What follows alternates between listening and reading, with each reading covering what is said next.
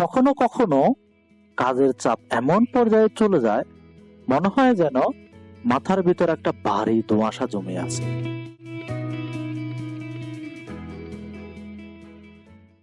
আমি যখন কোডিং করি, গভীরভাবে কাজ করি, deadline, bug fixing, client feedback সব মিলে একটা সময় মাথায় চাপ তৈরি হয়।